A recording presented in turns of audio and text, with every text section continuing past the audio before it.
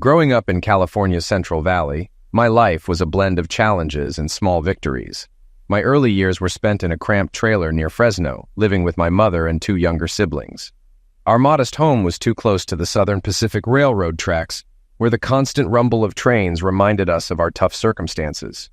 Despite these hardships, my mother, a dedicated cashier at Bi-Mart supermarket, kept us together after my father, Jack Scott, left us for another woman. My childhood wasn't easy, but it taught me the value of resilience and determination.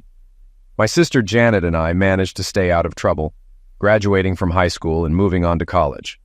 I earned a modest scholarship to pursue a marketing degree, while Janet's academic excellence led her to a successful law career. Our younger brother Eric struggled to find his path, often causing tension within the family. Despite our differences, we all sought our own version of success. In our tumultuous family, my sister and I avoided pitfalls and completed our education. With a modest scholarship, I earned a BA in marketing, while my sister secured a substantial scholarship, eventually becoming a lawyer. Eric, on the other hand, seemed to excel at causing trouble, earning what I joked was an associate's degree in foolishness. Mom would finish her cashier shift at Bi-Mart at 5:30 p.m. and come home to make supper. The ground shaking from the 6 p.m. freight train signaled us to stop playing, go inside, and set the table. We moved there after my father left, so it was just Mom raising us. Other than minimal child support, we never heard from our dad again. Despite the turmoil, my sister and I stayed out of trouble and completed high school and college. Thanks to a modest scholarship, I graduated with a BA in marketing. My sister got a better scholarship and eventually became a lawyer. My little brother Eric, however, seemed to focus on being a nuisance. While my sister got along with Eric, he and I weren't close. He always seemed jealous of my successes, despite being better looking with his blonde hair and blue eyes. His jobs, grocery stock boy in high school, residential construction as an adult, were respectable, but he lacked the drive to climb the corporate ladder. He did okay, but never reached my income levels. Timing was everything. In 1985, I landed a job as a marketing associate at a California startup that grew into an online giant. 16 years later, I struck gold when it was acquired by a global media giant. By then, I had worked my way up to vice president of marketing and walked away with executive-level stock options and severance money. It was enough to buy a house for my mother, travel the world, drive a Porsche, and live in a mansion with a pool in Palo Alto. However, it also attracted a high-maintenance trophy wife. Life was good until my wealth became incredibly expensive. My trophy wife, Tiffany, timed everything perfectly, marrying me just weeks before my severance payout. Half of my newly acquired fortune went to her, along with the house and my beloved Porsche in exchange for no alimony. If not for my lawyer demanding a DNA test, I would have paid 18 years of child support for Paul Jr. The test shockingly revealed that my son was actually my nephew. Tiffany's affair partner and the baby's father was my younger brother Eric, who was married with 2 kids. Despite the heartbreak, the 3 months I spent with Paul Jr. were the happiest of my life, and losing him hurt more than losing Tiffany. It made me realize how much I loved being a father and stirred up feelings about my own father's abandonment. I couldn't understand why my dad left us if being a father was so great. I even made it a goal to piss on his grave. At least Eric didn't escape unscathed. Tiffany wasn't just a homebody, she was a homewrecker. When Paul Jr.'s DNA results came in, Eric's wife, Amrita, took their daughters and flew back to India. Thanks to my lawyer, I dodged child support, and the court replaced my name on the birth certificate with Eric's. Paul Jr. was now just Little Paul. It had been a terrible year. Little Paul was born in April. I discovered the affair in June, hired a private investigator, and filed for divorce in July. It was granted in August, finalizing in March. Depressed and filled with self-doubt, I left my shattered life in California for New Mexico, one of the cheapest states to live in. I wasn't poor, but I wanted to stretch my money. I allowed myself one splurge, a restored 1974 Volkswagen Transporter van, reminiscent of my high school and college days. It looked rough, but was mechanically sound, perfect to avoid theft. I drove 950 miles through Arizona to Gallup, New Mexico in 2 days, sleeping at a truck stop in Kingman, Arizona. Gallup, with a population of about 21,000 and an average income of $35,000, was ideal. I stayed in a cheap motel, then found a single-wide trailer in Western Skies Mobile Home Park. It was dingy outside, but in decent shape inside. I bought it for $5,273. While unpacking, I noticed my neighbor, a small woman with long dark hair and a ponytail. Eager for a friendly connection, I bought a flower arrangement. and fresh cookies from La Montanita Market. Armed with these, I knocked on her screen door. A small boy with jet black hair and copper skin answered. I introduced myself. "Hello, I'm your new neighbor Paul, and I came to say hello." The boy just stared at me silently. The woman I had seen earlier approached with a suspicious look. "Can I help you?" she asked. She was smaller than I thought, about 4'11", wearing a simple blue dress and rubber sandals. From her appearance and accent, I guessed she was Filipina. She had a half smile, with the left side of her face drooping slightly, possibly from nerve damage. Her budget glasses were held together by duct tape, and her left eyelid also sagged a bit. Despite this, she was very pretty. Feeling a hint of optimism, I introduced myself again. "Hi, I was just telling your boy that I'm your new neighbor, Paul. I came to say hello." Looking into her nice brown eyes, I remembered the gifts. "Here, these flowers and cookies are for you." She took them, and her suspicious look began to fade into a smile. "Thank you. That's very gracious of you. I'm Aurora Santos, but my friends call me Dawn." She nodded at her son. "That's Jacob. He's 4. Don't mind him staring. He does that with men since his father left." She invited me in and made coffee while Jacob enjoyed the cookies. She explained that her ex-husband was in jail for domestic misuse, which caused her palsy-like symptoms. At 32, with only a high school education, she worked as a pharmacy cashier and relied on food stamps. I shared my recent divorce and how my wife cheated and tried to pass off another man's baby as mine, which hurt more than losing her. After 2 hours of chatting, we felt like friends when she hugged me goodbye. The smell of her shampoo and the warmth of her small body made me wish for more than friendship, but it was too soon. The next day, I bought a new mattress, pillows, sheets, kitchen utensils, and a 32-inch flat-screen TV. Then, I focused on finding a job. I had half of what was once a large amount of money, now just sizable, mostly in savings. My credit rating was still in the 800s, so I was okay, but knew it wouldn't last forever. I didn't need an executive position, just something to cover groceries. Through a temp agency, I got a job on the loading dock of a shipping logistics company. As the weeks passed, I settled into a routine. Breakfast, work, lunch, work, dinner, TV, and sleep. On Saturdays, I'd go grocery shopping and invite Dawn and Jacob along since I had a van. It wasn't actually a date, but I enjoyed spending time with them. Jacob was my buddy. If Dawn told him no, I'd secretly buy whatever he wanted and share it later. Sundays were laundry days after Dawn and Jacob returned from church. We'd walk to the Western Skies laundry room together. Dawn's laundry always took longer, so I'd help with Jacob and fold clothes, sneaking peeks at her underwear purely out of curiosity. Dawn and I started looking out for each other. When she worked overtime, I'd pick up Jacob from daycare and babysit him. I got good at his bedtime routine, reading stories until he fell asleep. Sometimes I felt sad thinking about the baby I lost due to Tiffany's infidelity, but I quickly moved on. We exchanged keys to our trailers, and when I got the flu, Dawn found me bedridden and took care of me, cooking chicken tinola and changing my bedding. Unlike Tiffany, who barely helped when I was sick, Dawn was attentive. As September turned into October, I realized I wanted more than just friendship with Dawn, but hesitated due to my insecurities. One Saturday, a rude cashier gave me the push I needed. Dawn was ahead of me in line, and when she used food stamps, the cashier muttered, "Another leech."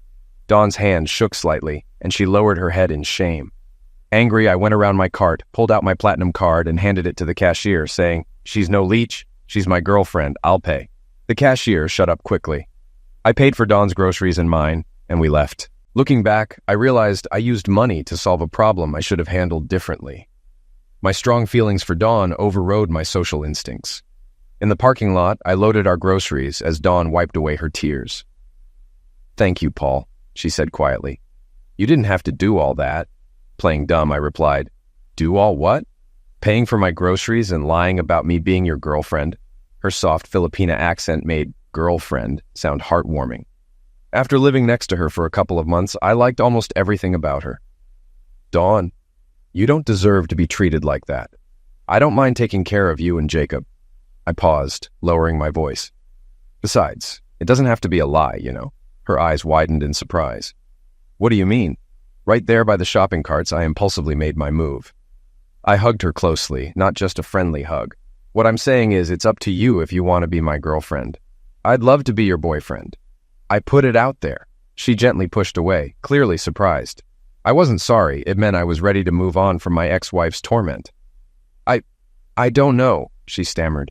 I need to think about it. I never expected this. While Dawn got in the front seat, I secured Jacob in his child seat, then drove us home. Back at the trailer, Dawn took Jacob out while I unloaded groceries. After putting hers in her kitchen, I unpacked mine. I was putting away my Twinkies when there was a tap at my door.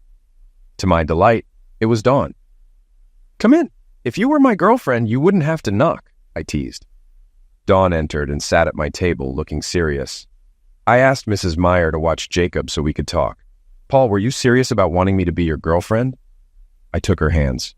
"Dawn, I swear on my grandmother's grave, I'm 100% serious. I want us to be a couple."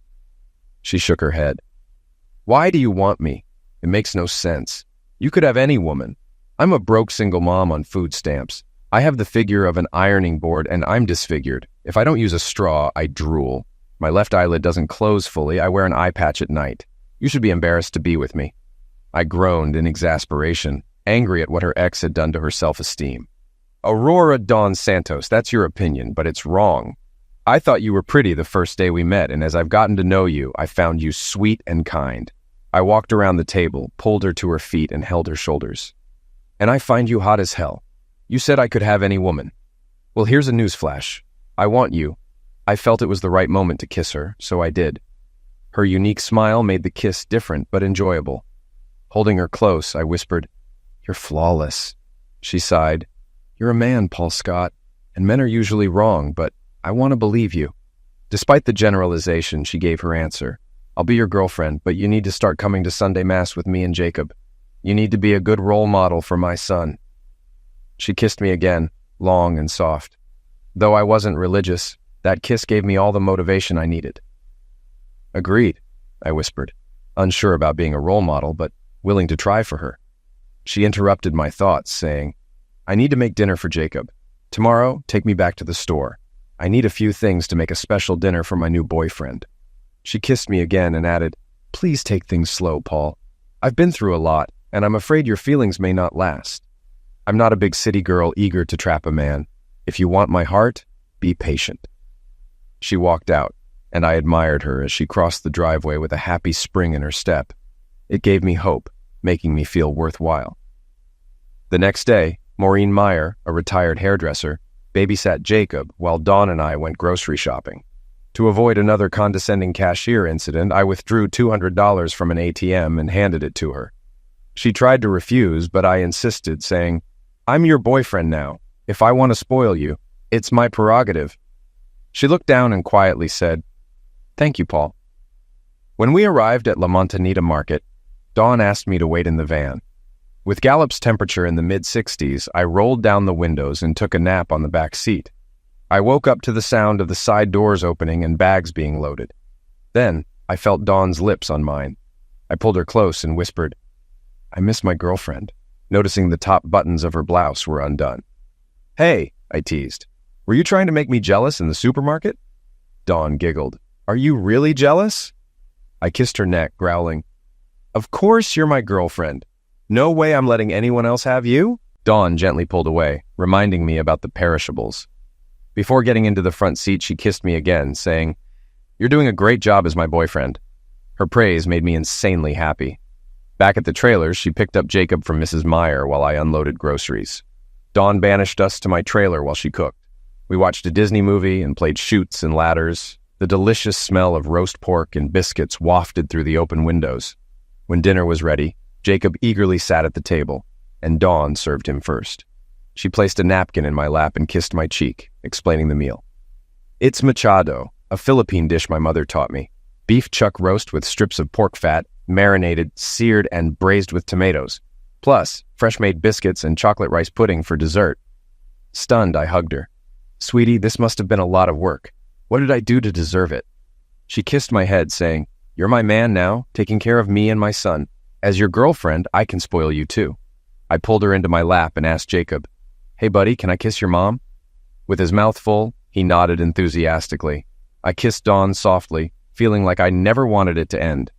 When it did, I whispered, "Aurora Dawn Santos, I am absolutely falling in love with you."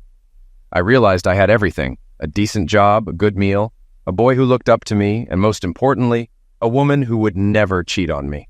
I felt a pang of remorse about Tiffany, but quickly dismissed it. Dawn responded to my declaration with another tender kiss, then dabbed her mouth with a napkin. "Eat your machado before it gets cold," she softly chided, filling my plate. Dinner and dessert were delicious. Afterward, I cleaned up, while Dawn got Jacob ready for bed. She returned as I was about to start on the pots and pans, wrapped the dish towel around my neck, and kissed me.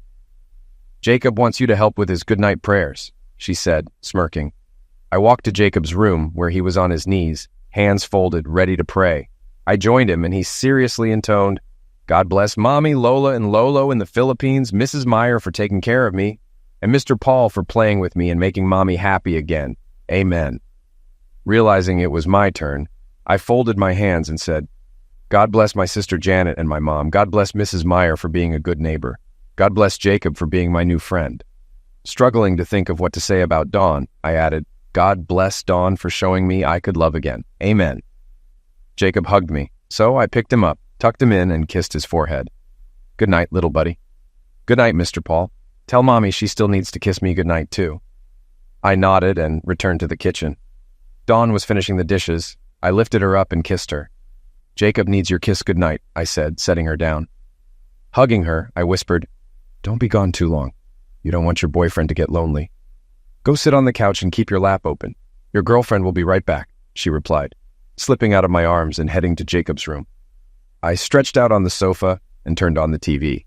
A couple of minutes later, Dawn joined me and we started making out. Things got heated, but when I tried to reach under her blouse, she gently pulled my hand away. "I'm sorry, Paul. I really want you, but it's too soon for that. Please don't hate me." Holding her close, I calmed my lust and kissed the top of her head. "I understand. I don't hate you. I meant it when I said I was falling in love with you. I know you need time, and I promise I'll be patient." She buried her face in my chest and quietly cried, dampening my shirt. That shirt became sacred. I decided I'd never wash or wear it again. Eventually, Dawn stopped crying and got up. As I walked to the door and turned to thank her for the meal, she pulled me down for another kiss. Afterward, she opened the door, kissed my cheek, and whispered, "Thank you for being patient. I think I'm falling in love with you, too." Hearing this made me ecstatic. I told her, "Actually, that makes me feel a lot better. Good night, my darling." She smiled and closed the door. The next morning, I went to work, but my mind was on Dawn. With Tiffany, the sex was amazing, but our relationship was shallow. We had good times, but didn't maintain a meaningful connection.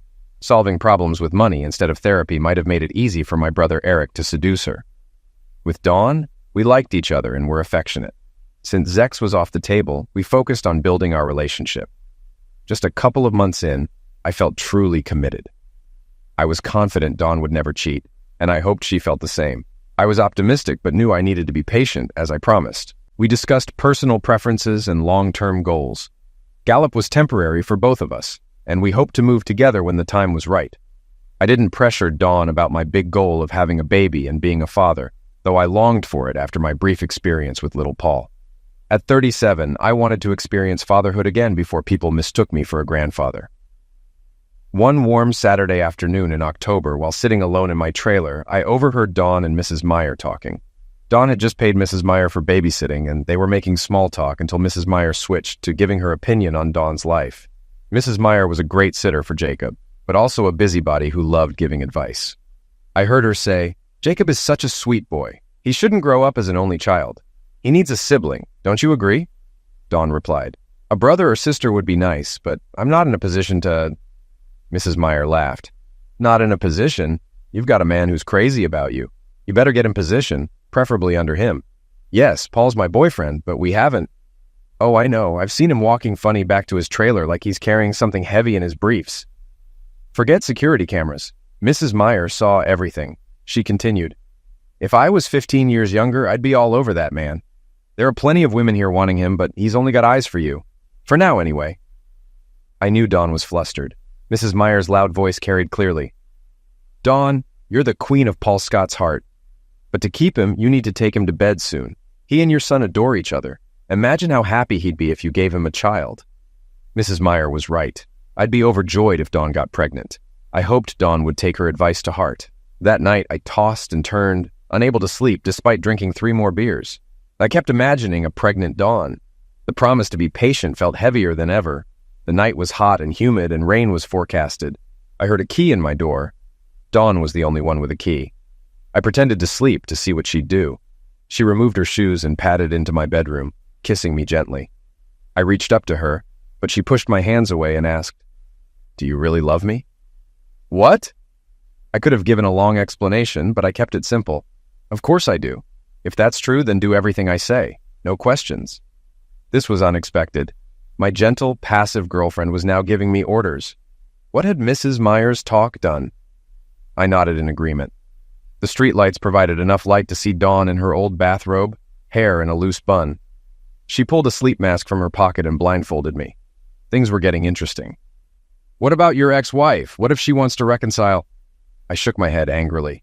"No, she's nothing to me after what she did." She continued, "What about the women in the trailer park? Mrs. Meyer said many want to sleep with you. They're prettier and willing. You wouldn't have to wait anymore." Trying to clear my head, I said, "Dawn, I don't want anyone else. I'm all yours. You showed me I could love again." Suddenly, she kissed me.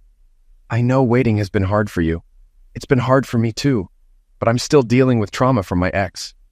Horrified, I responded, "Dawn, you know I'd never force you, right?" "Yes, you've been loving and kind. Even Jacob noticed. But I'm not ready for that yet. You've been so patient. After Mrs. Meyer told me about other women, I wanted to give you some relief." "You definitely did. If you'll untie me, I'd like to return the favor." "I'm sorry, but I'm still not ready for that." My heart sank, but she added, "I have another idea." I was all ears. "What do you have in mind?" "You just lay there and listen." "Okay," I agreed, wondering what she planned. She told me about her past, and I listened. When I took off the sleep mask, she was tying her robe. "I have to get back to my trailer. Jacob will wake soon." Clutching her robe, she bent over and kissed me. "I love you, Paul. We'll be together soon, I promise." After our early morning moment, I was even more in love with Dawn. At home, I took every chance to caress her. Jacob and I even made a game of it. If I kissed Dawn, I'd ask Jacob, "What day is it?" If he said it was double kiss day, I'd kiss her again. He loved deciding how many kisses his mommy got. When we went out together, I became more protective, feeling our relationship was getting serious. I withdrew $2,500 from savings and bought her a 2014 Toyota Corolla so she didn't have to take the bus to work. The exterior was rough, but I had it checked to ensure it was safe. Dawn laughed, cried, and then took me to her trailer where we made out like kids. On our first date, I took Dawn to the eye doctor. He gave her medicated eye drops for her dryness, and we ordered new glasses. A couple of weeks later, she had new Dolce & Gabbana frames, transforming her look into a hot, naughty librarian. I kept jokingly asking her to shush me and charge overdue fines. Work was going well, too. I was converted to full-time status with benefits, got a raise, and a month later was promoted to shipping supervisor. Feeling optimistic, I decided to buy an engagement ring and propose at the company holiday party in December, even though my divorce wouldn't be final until March. I figured a diamond ring would reassure Dawn about our future. For Thanksgiving, I asked Dawn to be my date to the holiday party. She hesitated, feeling her clothes weren't nice enough. Mrs. Meyer suggested her sister, Betty Ward, a retired seamstress. Betty took Dawn's measurements and returned in 2 weeks with a beautiful party dress. They kept it a surprise from me. On the night of the party, I went next door to pick up Dawn. Mrs. Meyer was there to babysit Jacob. When I mentioned the party would be over by midnight, she laughed and said, "If you bring her home before morning, there's something seriously wrong with you." Then I heard Dawn's soft voice. "I'm ready, Paul." I turned, and my jaw dropped. Dawn wore a bright red knee-length dress with a low back and one shoulder sleeve that modestly concealed her cleavage but left the other shoulder bare. The dress hugged her curves, disproving her claim of having an ironing board figure. I silently thanked my lucky stars that she was with me. I wore a charcoal-colored wool suit from my vice president days, but I felt like a dull rock next to my stunning date. Mrs. Meyer had styled Dawn's long, dark hair into a braided side bun. Her red shoes matched the dress and were sensible flats, unlike Tiffany's dangerous 4-inch heels. Dawn was undeniably the most beautiful woman at the party. When we walked into the hotel ballroom, many younger guys checked out my date. I put a possessive arm around her and asked, 20 feet in and guys are already checking you out? Should I be worried?" She kissed my hand and said, "Paul, I'm not Tiffany. You'll never have to worry about me." We found seats, and I got us champagne. The DJ announced it was time to dance, starting with a slow song. Dawn and I danced, continuing through the next slow song. When the music got faster, we returned to our seats. A younger executive asked Dawn to dance, but she politely refused. Another executive from sales asked her, and I encouraged her to go for one dance. I watched him draw her close but kept my cool, ready to act if necessary. Soon he whispered something in her ear. Dawn pulled away and returned to our table, visibly upset. "That man invited me to his room later. He doesn't even know me." I switched from jealous to concerned. "Are you all right?" "Yes, I told him the only man I was interested in sharing a bed with was the man who brought me, and then I walked away." Processing her words, I asked, "Dawn, are you saying—" Before I could finish, she slipped into my lap and kissed me passionately. "Yes," she whispered. "You've been loving and patient, making me feel secure. I'm not afraid anymore, Paul. Let's get a room and go upstairs." The second chapter of my life began in room 538 of the historic El Rancho Hotel on Route 66. Once inside, I grabbed a small bottle of champagne from the minibar. Expensive, but worth it. I poured us each a glass and took her out on the balcony. The sun had set, and the city lights provided a beautiful view. Holding her from behind, I reflected on my journey. Months ago, I was devastated by my wife and brother's betrayal, losing half my fortune. Now, I had reset my life, with a decent job and a woman who restored my confidence. I was ready for the next step. As it got cooler, I covered her with a shawl, then knelt and took out the ring box. Lost in thought, she didn't notice until I tickled her bum. Laughing, she turned and asked, "Paul, what are you doing?" Her words died when she saw me on one knee. She burst into tears, happy ones, I hoped. "Aurora Don Santos," I began. "You changed my life. When you made Machado for me, I knew I wanted to be with you forever. Will you marry me?" She nodded yes through her tears and held out her hand. I slipped the ring on her finger, picked her up, and carried her to the bed. We spent the night and early morning practicing the art of conception until we were exhausted. My new fiancée was committed to giving me what I wanted. We woke up for breakfast, then requested a late checkout for one more try. This time she wore her glasses, playfully fining me every time I groaned. Coming home at noon in our party clothes raised eyebrows at Western Sky's mobile home park. Dawn's wholesome reputation probably made people think I had corrupted her, but their scowls turned to smiles when she showed off her engagement ring. Mrs. Meyer was pleased, and Jacob was thrilled that I was going to marry his mommy and be his new daddy. Now that I had put a ring on Dawn's finger, we no longer had to hide that we were sleeping together. If Jacob was in the trailer at bedtime, we'd hold back and just kiss and caress in bed after he was tucked in. If those kisses and caresses led to more, well, that was a bonus for me. Dawn surprised me. 5 Sundays later at St. Francis Church, Father Thomas gave a sermon on Genesis 1:28 about being fruitful and multiplying.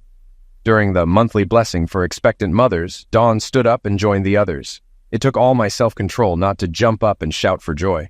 She wasn't showing yet, so Jacob was confused. My hands shook as I explained he was going to be a big brother. After the blessing, she returned, and I threw my arms around her. "I love you with all my heart," was all I could say. In a few weeks, I would be free from Tiffany and able to marry my new wife, the mother of my children. It was late February, about 3 weeks before my divorce from Tiffany was finalized, and I couldn't wait to marry Dawn. My fiancée was about 12 weeks pregnant. Given her tiny size, her baby bump was already showing, and I made sure to sing to it and kiss it every night. It felt so good to know this baby was truly mine. Even though it was only the size of a tennis ball, there was nothing I wouldn't do for it. There was no way my brother could take this child from me. Just as I thought everything was going smoothly, my cell phone rang one Saturday while we were grocery shopping. Caller ID showed it was my younger sister Janet. This was unusual. Janet lived in San Diego, and we hadn't seen each other since Christmas at Mom's place, right before my marriage blew up. I hadn't heard from her when I filed for divorce, which was expected. Janet was close to my brother growing up, so I figured she'd support him. This call meant something was wrong with Mom, or my brother needed money or a kidney donor. If it was about Mom, we could talk. If it was about Eric, I'd end the call. I answered the phone. "What's up, Janet? Is Mom okay?" I asked. "Yes, she's fine," Janet replied. "Great. Thanks for calling," I said, ready to hang up. "Paul, wait, don't hang up," Janet said urgently. Sis, you know I have zero interest in our brother. Unless you're calling to tell me he's dead, we're done talking, I responded coldly. Scott's not in the U.S. He wants his wife and kids back, so he's gone to India to beg Amrita to forgive him, Janet explained. I laughed at the idea of my brother being sorry about anything. I couldn't care less if that backstabbing creep dies. If he's in India, I hope he gets bitten by a cobra. Goodbye, Janet. I ended the call. Dawn came back from the produce section and saw I was upset. I explained about my sister's call when my phone rang again. Janet, again. I answered. I told you, sis, I don't care about Eric. Why are you calling me? I demanded. Paul, please don't cut me off. I'm not calling about Eric. I'm calling about Paul Jr., Janet said. When she called him that, my heart turned to ice. His name is Paul. He's not my son. My name is no longer on the birth certificate, I said, my voice cold and hard. Eric says, Janet began. Would you like to screw off now or piss me off more? I interrupted angrily. Damn it, Paul, listen. Eric wrecked your life, and I can't excuse that. But our nephew is innocent. He needs our help, Janet insisted. I shouted, Oh, please, Janet, that kid is no relative of mine. He's dead to me, just like his parents. I didn't mean it when I called Paul a hellspawn. He was just an innocent baby. Hearing his name reminded me of the pain of losing him, and I wanted to lash out at Tiffany. By now, I was so loud the guy on the loading dock could hear me. I shut off my phone, gathered Dawn, Jacob, and our groceries, and left. For the rest of the evening, the call's bad feelings put me in a foul mood, affecting my two favorite people. This made me feel even worse. During Jacob's goodnight prayers, he blessed his mom, his grandparents in the Philippines, and Mrs. Meyer. But when he came to me, he said, God bless my new daddy, and please don't let him forget he loves me. I broke down. I scooped Jacob up, sat on the bed, held him close, kissed his head, sobbed, and told him how much I loved him. Dawn came in, gently pried him from my arms, tucked him in, and led me out of his room. She went back in and assured him I was just very sad but would always love him. When she came out, she led me to our bedroom. During all the months I'd been in Gallup, I'd tried to stay strong and kept my feelings about the betrayals and divorce locked away. My sister's call had torn open those wounds. Emotionally crippled, I stood still as my fiancé unbuttoned my shirt, removed my jeans, and laid me face down on the bed. Then I felt her hands rubbing my back, soon followed by her lips kissing from the base of my neck to my lower back. You're going to be fine, she whispered, her soft Filipina accent making it sound like toe-getter. Hearing her, I realized several important things. 1, I was not alone. I had a loving woman and a sweet little boy who I'd soon be adopting. 2, my soon-to-be ex and my sister had no real control over me anymore. And 3, I loved hearing Dawn's accent. It was incredibly arousing. Rolling onto my back, I reached for her and pulled her to me. She was wearing the same frumpy light blue dress and rubber sandals she had on when I first met her, and she looked hot as hell in it. I made love to her, caressing her belly. I thought about my mom, now retired and living in the house I bought her in Fresno. She was probably sad since my brother and his family were now in India. She'd lost access to her granddaughters, who she adored. Given she'd always despised Tiffany, I doubted she'd be involved with little Paul. Maybe it would make her happy to learn about her 2 new grandchildren. Kissing my fiancée, I asked her, "How would you feel about meeting my mother?" The next day I called Mom and told her I wanted her to meet Dawn and Jacob. I was surprised when her response was not exactly enthusiastic, but she said it would be nice to see me and have a little boy in the house again. Dawn and I both got approval from our jobs for a week's vacation. Since the drive from Gallup to Fresno was 12 hours by car, we opted to fly. The weather was cool, so both of us wore hooded sweatshirts. Dawn's hoodie did a good job of hiding her pregnant belly, so Mom would be pleasantly surprised when Dawn took it off. When the car service dropped us off, the house looked better than when I bought it for her. My mother had done some nice landscaping in the front. Mom greeted us at the door, giving me and Jacob a hug, but only shaking Dawn's hand, saying, "It's nice to meet you." And that was all. Given this was her future daughter-in-law, I suddenly got a cold feeling in my stomach. We went into the kitchen and sat at the small table. Mom served Jacob a glass of orange juice and a peanut butter sandwich, which he happily accepted, while Dawn and I just asked for coffee. Only after making sure everyone was served properly did she sit down to talk. The bad feeling in my stomach turned to an iceberg when Mom started speaking. "You know, Paul, your divorce isn't final yet. Dawn seems nice and Jacob is a sweet boy, but don't you think it's too soon to get engaged again? I mean, it's been less than a year since Tiffany made her mistake." Mom had definitely played me. With Jacob sitting in front of me, I couldn't yell. In a quiet voice, I growled, "Mother, I think Alzheimer's is affecting your memory. My ex-wife didn't make a mistake. She got pregnant by deliberately sleeping with my brother. And no, it's not too soon. In a few weeks, my divorce will be final, and I'll be starting my new life with a woman who loves me." Mom leaned over and patted Dawn on the hand. "I'm sure Dawn is very loving and kind, but you had a good life before Tiffany's bad decision. I just don't think you should rush into things. After all, it's still not too late to consider reconciliation."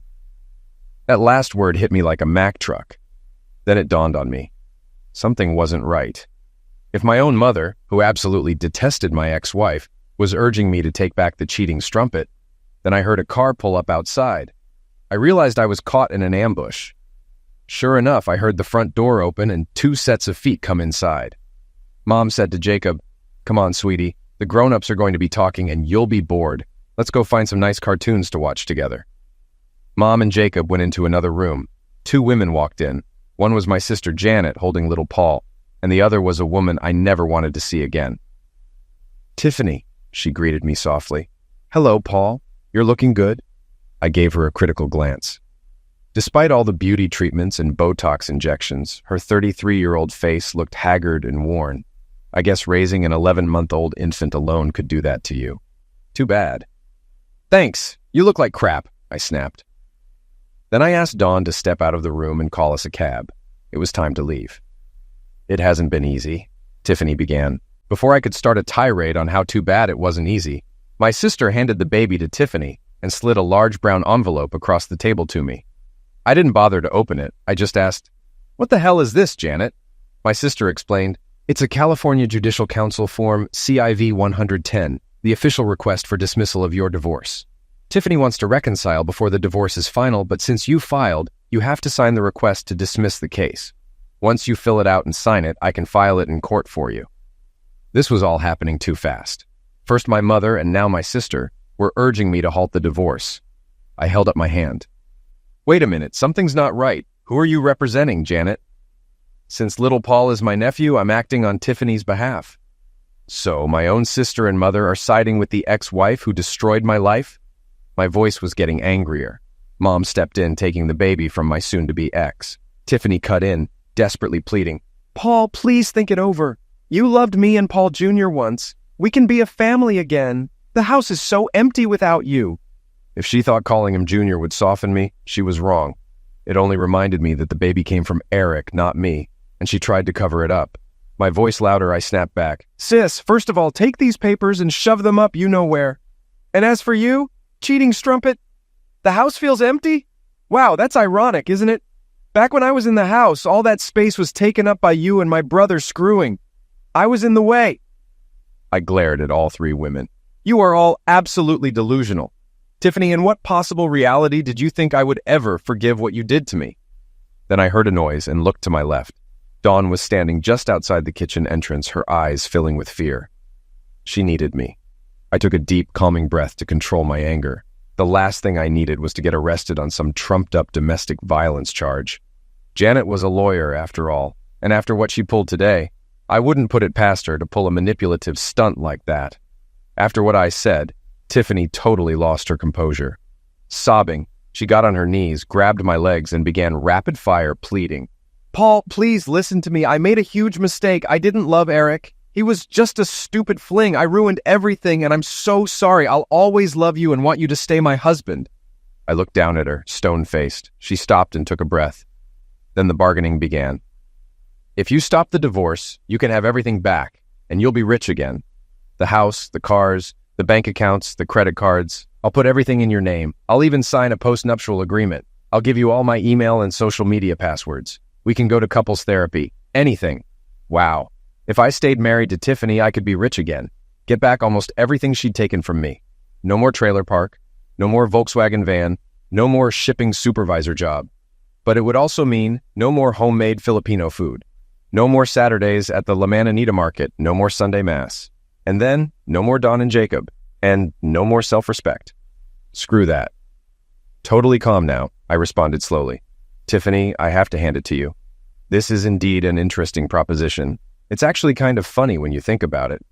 See, if you'd made this offer before I left for New Mexico, I might have actually gone for it. Oh, wait, I couldn't. You and Eric were still screwing then, weren't you? Bad timing, I guess. I shook my head and took another calming breath. It was time to take Tiffany to school. Let me help you get your facts straight. You're a cheater who slept with my backstabbing brother behind my back and then tried to hide it. Now you want me back? Let me make this clear. Unless you can give me back every single dollar you took from me, stick that baby back in your womb, and unscrew my a-hole brother Eric, there is no coming back. As far as I'm concerned, both of you cease to exist.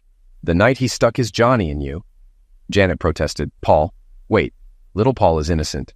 You can't just walk away from him. I turned to my sister. Oh, I can and I will. That goes for you as well, Janet. I loved and trusted you, yet you sided with the woman who destroyed my life. We're done. Finally, I turned to my mother. Mom, you raised 3 of us single-handedly. I bought you this house because, frankly, you deserve it. That being said, what even motivated you to try this stunt to keep Tiffany and me together? You sure weren't singing that song when I married her. Quite the opposite. You hated her, remember? Mom was looking at the ground, crying softly as she held the baby. Please, Paulie's my grandson. He's innocent. I didn't do it for Tiffany. I did it for him. He needs a good father. I felt bile build up in my throat. Now it was my eyes tearing up. Let me remind you, mother dear, that baby has a father. It's just not me anymore. What's more, it will never be me. I honestly feel sorry for you, Mom. Eric screwed you over like he did me. You've got 3 grandkids by 2 different mothers for my piece of crap brother. But given how his wife took her kids out of the country, I doubt you'll ever see 2 of them again. That leaves you with Tiffany, who's never been a paragon of virtue. And until you disown my little brother, you'll never see my children again.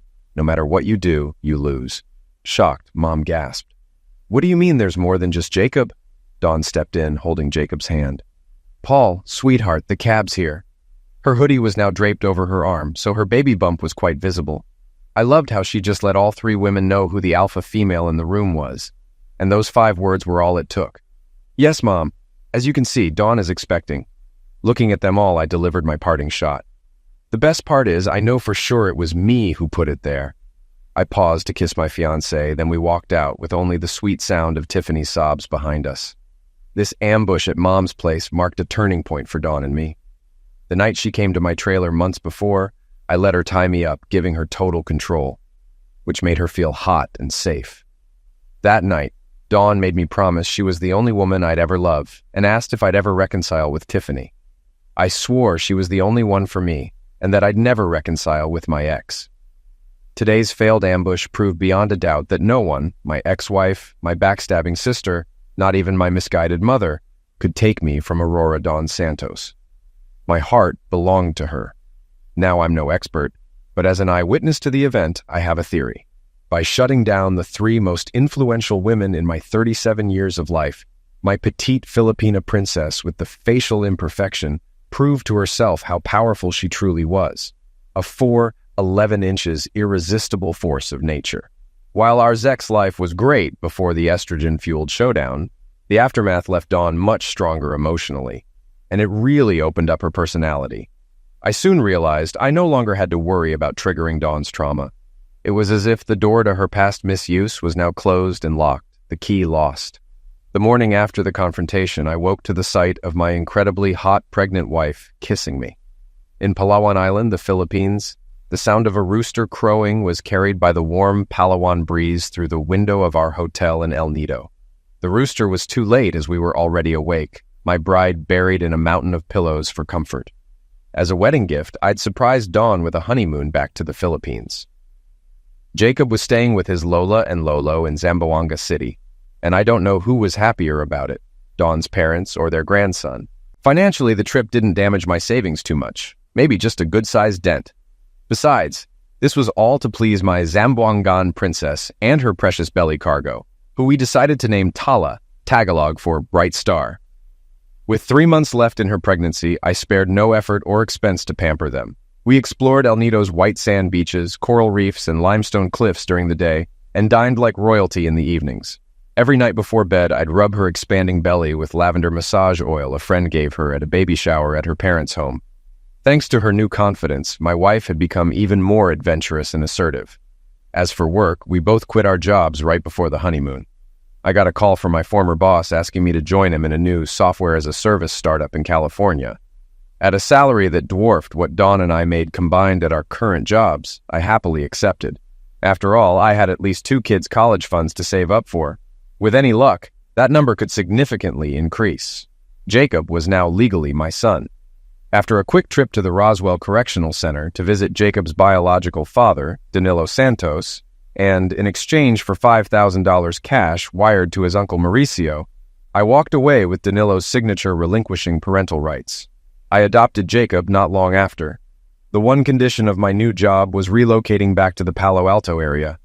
In honor of what Dawn had gone through, I donated my trailer to the local women's crisis shelter to be used as an emergency safe house.